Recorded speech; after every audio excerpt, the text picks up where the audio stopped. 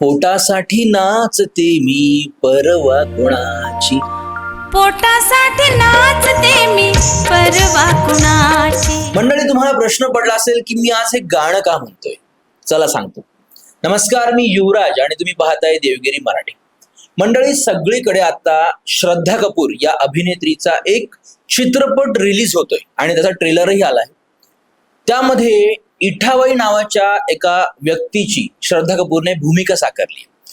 तर या इठाबाई कोण होत्या, श्रद्धा कपूरने त्यांच्यावर चित्रपट बनवण्याचा का निर्णय घेतला, या निर्मात्यांनी, या सगळ्या गोष्टींच्या प्रश्नांची उत्तरे मी तुम्हाला सांगणार आहे. आणि आजच्या व्हिडिओमध्ये आपण इठाबाई कोण होत्या याची संपूर्ण माहिती पाहणार आहोत. सगळ्यात पहिला प्रश्न आहे की इठाबाई हे नाव काय. तर मुळात हे इठाबाई नसून ते विठाबाई नारायणगावकर असं त्यांचं पूर्ण नाव आहे. आता विठाबाईंचा जन्म हा महाराष्ट्रातील सोलापूर जो जिल्हा आहे त्या जिल्ह्यातल्या पंढरपूर तालुक्यात जुलै महिन्यात 1935 साली झाला. पण पंढरपूरचा जन्म असूनही त्यांना नारायणगावकर का म्हणतात, तर त्यांचे आजोबा नारायण खुडे हे पुणे जिल्ह्यातील जो जुन्नर तालुका आहे, जो शिवनेरी किल्ला, शिवजन्मभूमी हा जो तालुका, हा जो भाग आहे, या भागातील नारायण गावात त्यांच्या आजोबांचं मूळ घर होतं. म्हणून त्यांचं आडनाव त्यांनी विठाबाई नारायणगावकर असं झालं. आता त्यांचे आजोबा नारायण खुडे यांनी भाऊ बापू मांग नारायणगावकर असा एक तमाशाचा फड सुरू केला. कोणता? भाऊ बापू मांग नारायणगावकर. आता त्यांच्या आजोबांनी हा फड सुरू केला. त्यांच्या वडिलांनी पण त्यामध्ये ते काम करायला सुरुवात केली. विठाबाई 10 वर्षांच्या असतानाच त्यांना लावणी, एखादं वगनाट्य, पथनाट्य आणि नृत्य या गोष्टींची आवड इतकी जास्त निर्माण झाली की कुठल्याही गोष्टींचे धडे न घेता त्यांनी एकदम चांगल्या पद्धतीने रंगमंचावर सादरीकरण करायला सुरुवात केली. आणि म्हणतात ना, आवड तिथे मार्ग. तर या रंगमंचाने देखील त्यांना असं स्वीकारलं की या विठाबाई पुढे खूप मोठ्या लोककला तमाशवंत कलाकार झाले. त्यांचं पोटासाठी नाचते मी परवा कोणाची हे जे वगनाट्यातलं जे गाणं होतं ना, हे एवढं प्रसिद्ध झालं की प्रेक्षकांनी ते डोक्यावर घेतलं. ज्या ज्या गावामध्ये हा तमाशाचा फड लागायचा, या फडामध्ये विठाबाई पोटासाठी नाचते मी परवा कोणाची, पोटासाठी नाचते मी परवा कोणाची हे वाक्य घेऊन नेहमी गाणं म्हणायच्या. आणि हे एवढं प्रसिद्ध झालं की लोकांनी ते डोक्यावर घेतले. पण याच सादरीकरणाच्या वेळी एक भयंकर प्रसंग घडला आणि या प्रसंगानेच विठाबाईंच्या जीवनाला अजरामर केलं. ज्यावेळी विठाबाई हे गाणं सादर करत होत्या, नृत्य करत होत्या, त्यावेळी विठाबाई 9 महिन्यांच्या गरोदर होत्या. आता 9 महिन्यांची गरोदर महिला असताना सुद्धा त्या या गाण्यावर नृत्य करत होत्या. आणि त्या दिवशीच रंगमंचावर त्यांना सहन न होणाऱ्या कळा सुरू झाल्या. त्या कळा इतक्या वाढल्या की अखेर त्यांनी त्या नृत्यातून त्या रंगमंचाच्या पाठीमागे जो छोटासा तंबू असतो ना, त्या तंबूत त्या गेल्या आणि त्यांनी तिथे बाळाला जन्म दिला. समोर रंगमंचावर सादरीकरण चालू, तमाशाचा फड चालू, आणि मधून येऊन त्यांनी बाळाला जन्म दिला. आणि एवढंच नाही तर जन्म दिल्यानंतर जी आई आणि बाळाची नाळ असते ना, ती नाळ त्यांनी दगडाने ठेचून कापली आणि रक्तबंबाळ असताना लुगडं परत नेसलं आणि रंगमंचावर येऊन पोटासाठी नाचते मी परवा कोणाची हे नृत्य पूर्ण सादर केलं. हे नृत्य करत असताना त्यांचा रक्तप्रवाह चालूच होता.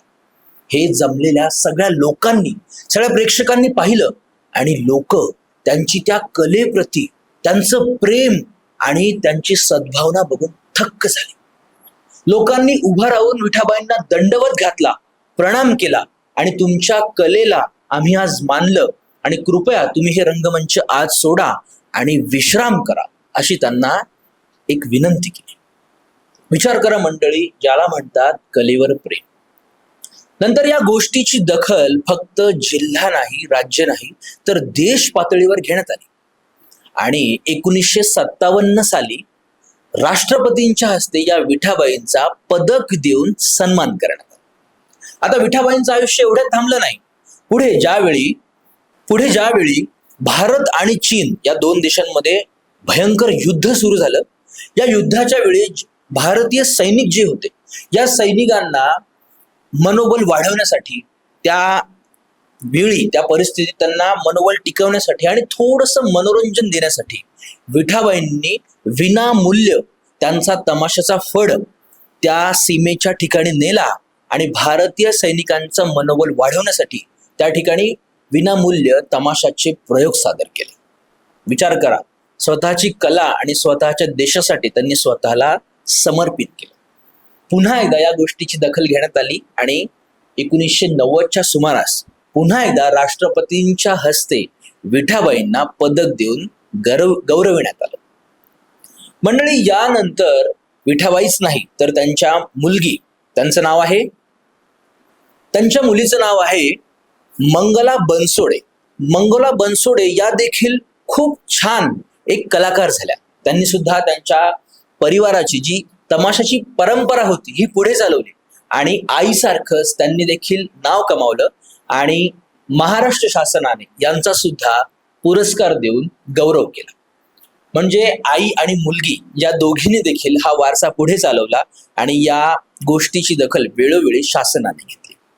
पण म्हणतात ना मंडळी, काही लोकांच्या पदरी कायम दुर्दैवच असतं आणि संघर्षच असतो. एवढं या कलेला देऊनही आणि एवढ्या देशाला देऊनही विठाबाईंच्या पदरी आयुष्याच्या शेवटी मात्र दुःखच आलं. आर्थिकरित्या त्या भक्कम कधीच उभा राहू शकल्या नाही. कलेला त्यांनी पूर्णपणे उभं केलं. एका सोहळ्यात राज कपूर यांनी विठाबाईंना तुम्ही आमच्या चित्रपटात काम करा अशी त्यांना विनंती केली आणि मागणी घातली. पण विठाबाईंनी ती मागणी आणि ती जी ऑफर होती ती नाकारली. कारण त्या म्हणाल्या की मी जर चित्रपटात आले तर माझ्या तमाशाच्या फडावर जी काही गरीब लोक, जे काही गरीब कलाकार पोट भरतात त्यांचं काय होणार, ते तर सगळे उपाशी मरतील ना. म्हणून स्वतःचाच स्वार्थीपणाने विचार न करता लोकांसाठी त्यांनी चित्रपटात प्रवेश केला नाही आणि आपला तमाशाचा फड चालवला. एवढं सगळं देऊनही आयुष्याच्या शेवटी त्यांच्या पदरी मात्र दुःख झालं. एका भयंकर आजाराने त्यांना ग्रासलं आणि कालांतराने आर्थिकरित्या सुद्धा त्या भरपूर कमकुवत झाल्या आणि अखेर 15 जानेवारी 2002 रोजी या महान लोकवंत लोकप्रिय कलाकार विठाबाई नारायणगावकर यांची ज्योत मावळली. मंडळी, या सगळ्या गोष्टींची दखल शासनाने घेतली आणि शासनाने 2006 पासून लोककलेमध्ये आणि लोककलावंतांच्या सेवेसाठी तमाशा सम्राज्ञी विठाबाई नारायणगावकर हा एक पुरस्कार सुरू केला आणि करता येईल तेवढी या कलावंतांची सेवा करावी अशी शासनाने एक सोयी सुरू केली. तर मंडळी, ही होती विठाबाई नारायणगावकर यांची एक कथा जी मी आमच्या चॅनल मार्फत तुमच्या समोर थोडक्यात मांडण्याचा प्रयत्न केला. आता लवकरच हा चित्रपट येत आहे. तुम्ही हा चित्रपट बघा आणि आमचा व्हिडिओ देखील बघा, हा शेअर करा आणि याबद्दल तुम्हाला काय वाटलं हे आम्हाला कमेंटमध्ये नक्की सांगा.